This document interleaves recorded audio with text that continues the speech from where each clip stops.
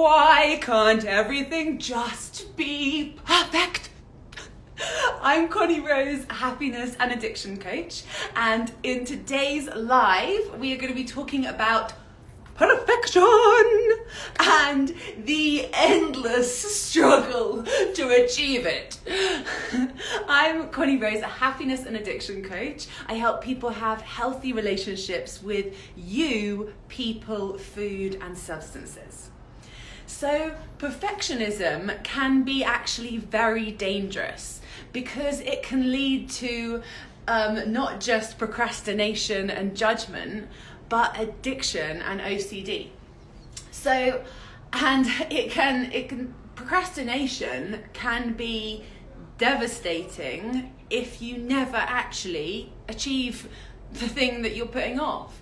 And that can often be the case with perfectionists because we can set ourselves up with such big tasks because the standard is just so high that we can self-sabotage and just end up not doing it at all because it just seems too overwhelming. And so I've learned this over the years. I mean, so I used to struggle with addiction and eating disorders, and so I healed those by healing my perfectionism. And I haven't cured my perfectionism entirely, definitely not. And the reason that I actually clung on to the perfectionism so much is because perfectionists love high standards and they fear telling us to drop our standards. Like, what? No, that does not sit right with us. So I will get to how you can reframe that and still achieve. But firstly, I just want to share with you that one thing that's been holding me back in my perfectionism is that I started a podcast in 2020, and I recorded some podcasts, but they took me so long to edit because of course I wanted it perfect. And so I would re-record bits, I would edit out every single and every single trip up of the voice, or if I said something, false starts, I would cut all of them out and it would take me days. And so I just wouldn't end up doing it at all. And I had a 6-month break of doing podcasts because of my perfectionism. Because I was like, I have to do it perfectly, until I did some more healing work and was like, just put it out there. No one cares about a few and stuff. And yeah, it's good to have high standards, but what you need to do, instead of being a perfectionist where you are self-flagellating and stopping yourself from actually doing stuff, you need to become a realistic optimist and instead fuel your actions with inspiration and love, because that is the kind of energy that will actually fuel you, rather than the self-flagellation, which actually just is a heavy weight you're trying to pull along. So instead use positive encouragement and strive for excellence over perfection, because I wouldn't want to give up my high standards, because I think that makes me more successful, I would guess, because I go that extra mile. I think about the detail, and I want to make sure it is of the highest standard. I'm an artist as well, and I do I used to do realistic portraits. I haven't done one for a long time, but they looked like photographs. And if I wasn't a perfectionist, I don't think I would be creating those kind of paintings. So there's that as well. And so back with the podcast, I finally put out some podcasts and just left it there. And the same with how I used to edit my YouTube videos. I would edit out like every single pause, every single and it would again take me forever, and I would be re-recording because I would be like, oh, it's not good enough, I could do it better, come on, and then it would just take me so long, and the result was very little. Yes, I had a few very good videos that I'm still very proud of, but only a few, and it stopped me from actually making them.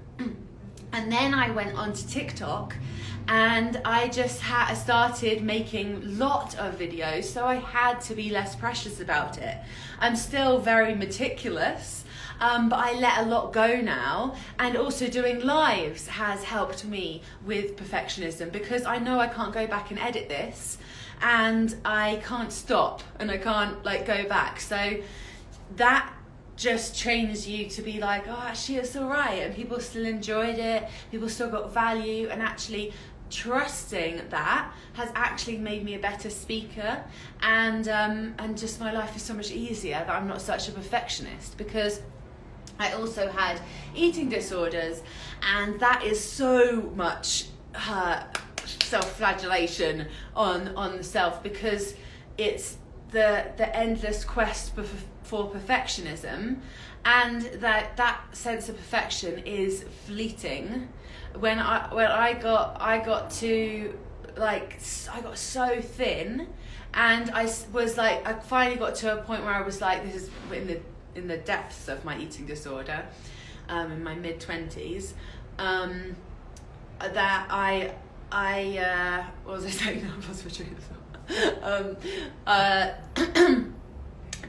the eating disorder, that it was just, I was looking in the mirror at myself, and I thought for a moment, I did get to a point, I was like, this is perfect, but because it was such a high standard, and it was such a thin point of perfection, only here you are perfect, nowhere else. And so to keep at that point, exhausting, and so much self-abuse, bulimia, self-hatred, and just and it took a lot of work to actually let go of that. And so perfectionism comes from the core wound of not feeling good enough, and most people have that core wound, and often people that have that core wound have been told somewhere in their life that they aren't good enough. And I grew up with one parent of mine who's very critical, but that's only because they grew up with that criticism from their parents, from one of their parents. And so that is a chain that will get passed on and on and on and on until we break it. And we break it through awareness, and then consciously doing the work to get to the root cause of that wound, and implant a new belief, a new empowering belief that actually you are good enough. And then you brainwash yourself to believe, I am good enough, you are, and then you are enough, you're enough, you're enough, you're enough. So that will help with the perfectionism, because remember, it's about striving for excellence through healthy, inspired, loving encouragement, rather than that criticism. Because the unfortunate delusion that perfectionists have is that they think that they will achieve more if they fear the consequence of not achieving. So they will be like, if you don't do this to yourself, you don't do this, but really, that's just, it's adding more negative energy, more anxiety, and remember, it's that heavy weight. But what about if you were like, I love you, you can do this, and it doesn't have to be exactly, but it can be amazingly excellent. You can create something incredible, and you can do this, you are love. And you're like, yes, all right, I'm loved, I am loved. So it doesn't matter how exactly I do something, because the real people in my life, the people that do have a loving heart, my real friends and family, they do love me for who I am. And although like that can be hard to say if like you do have critical family members, and it's not that they don't love you, remember, it's that this is just a behaviour that they learned. They learned it from their parents and their parents. So learn compassion with that, because anything that you felt in response to your family members being critical of you is what they went through, most likely. And the way that you will strengthen your self-love and let go of this perfectionism trap is by just noticing every time you hear that negative thought come in, or you see yourself spending extra long time on something to try and get it exactly, and I can sometimes zone out if I'm going into editing, for example. I will zone out and realise that, like, I used to zone out, and realise like that 20-30 minutes had gone by, because I used to have been like going over it's got to be this way and stuff, and it's unnecessary. So now noticing it and will get you out of that pattern, and will allow you to make a different choice. And the more that you put your stuff out there, the more you put yourself out there, your creations, your job, etc., whatever, and the more you are fueled by like certainty of that you're going to be accepted, because you know who's going to accept you? You. That's the only person you're ever in control of. So become in control of your mind by fueling yourself with healthy, loving encouragement, and strive for excellence over perfection. And look for the perfection in everything. And you can do that by becoming more grateful for everything you see, experience, and feel.